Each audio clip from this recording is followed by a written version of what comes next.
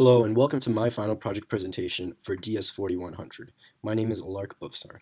In DS4100, we were taught how to collect data from multiple sources and integrate them into consistent data sets. We were also shown how to assess and ensure the quality of data and how to use descriptive analysis of data through descriptive statistics and plotting. Aside from that, we were also taught how to use the CRISP-DM pipeline in order to solve a business problem through the use of data sets. So the data sets that I want to be looking at were from colleges. The business problem that we were trying to solve is finding out how certain regions of the United States have certain attributes for their colleges, and if it pays off to attend some colleges rather than others right out of school through the use of starting median salary. The data sets that we used were where it pays to attend college found on Kaggle and World University Rankings also found on Kaggle. I can show you the two data sets right now. This is part of that first data set where this is a table called salaries by region where it gives the school name, the region, and the starting median salary, and all the other salaries that go along with it. This one is also from that same data set, salaries by college type, where it shows the college type of the school as well as the starting median salary. And lastly, here's degrees that pay back, which is different degrees and their starting median salaries based on the degree. This is part of the second data set, university rankings, where it gives a world rank of the institution, the country where it's from, national rank, as well as different metrics on that university.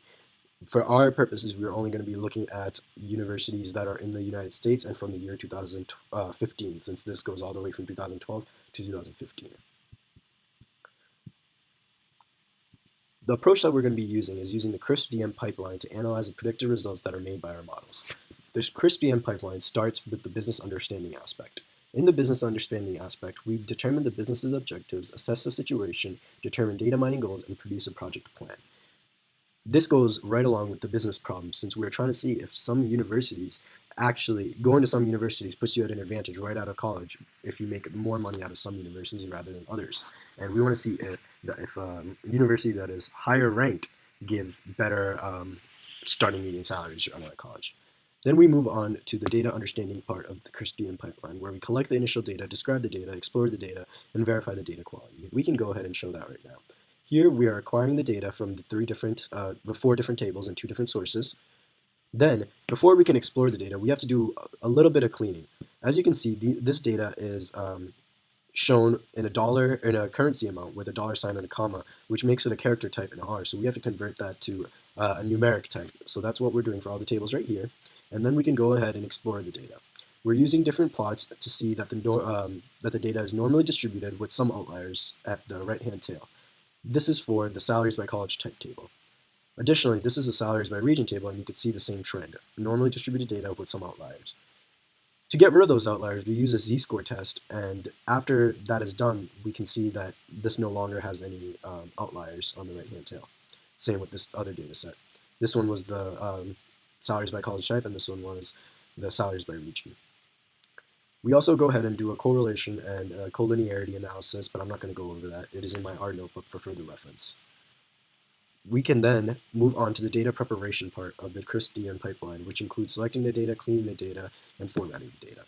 Here we do round 2 of cleaning, where we try to standardize all the university names. As you can see in this data set, you can see that University of California at Los Angeles is called UCLA, but in other data sets it might be called University of California-LA. Here we try to standardize all names, so different university names such as University of California-Berkeley with a space between the dashes, University of California at Berkeley, University of California, Berkeley, and University of California in Berkeley would all become University of California-Berkeley with no spaces. This way we can aggregate a table later on with that data. We continue data cleaning by imputing missing values.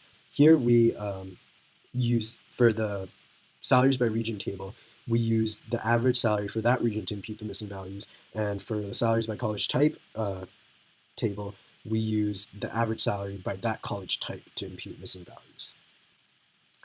We then move on to data storage and retrieval, where we store the data in a MySQL database. Here we can see some simple retrieval mechanisms, such as getting all rows from a certain table, and then a little more complex ones with getting average starting salary by region. However, we go on to more complex join retrievals where we use both the university rankings dataset and the salaries by degree and salaries by region dataset. Here we find the average rank per region of the school. So you can see that California has an average rank of 61. This is pulling information from both tables. So those are the complex retrievals with using join and group by. Next, we move on to the modeling phase of the Christian pipeline, where we construct models and then finally evaluate them. First of all, we need to split up training and validation subsets. So we do that right here. And then this is the aggregate table that I was talking about earlier, the UNV rank table that I made. So this pulls information from all three of those other tables: the salaries by region, salaries by college type, and university rankings, and makes it all into an aggregate table called UNV rank. Let me show you that table right now. You can see that we have only universities that are in the United States from the year 2015, and it shows the starting median salary, region, and school type. That's all from the 3 different tables. So we go ahead and do that, and we again impute missing values with the mode of that column. Next, we set up dummy codes for region and school type that we use later on. Again, I split up UNV rank into training and validation. And then finally, we come to the K&N model for classification. Here, we try to use K&N to try and classify what school type that school might be based on all other numerical factors. I found that this only gives a 29% accuracy rating, which does not qualify it as a good model. I would not use this model to correctly predict what school type a certain college is. Next, we move on to multiple linear regression. Here, I set up 2 different multiple linear regression models. One, I want to find out just the starting median salary from national rank, and to do that, to see if a lower rank gives a higher median salary. So you can see that although it is negatively correlated, the adjusted R-squared value is only 0.3, which makes it not significant enough for us to accept as a model. Therefore, I move on from just that and start adding other factors by using backwards fitting. I can see I first have the regions in there as well, but they turned out to be not statistically significant, so I ended up removing them, and that's how I did backwards fitting. And then I did different calculations to get the mean absolute deviation of that model.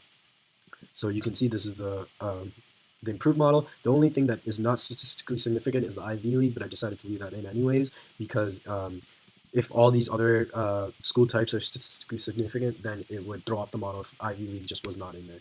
And we still achieve an R-squared value of 0.63, so which makes it acceptable, although not ideal.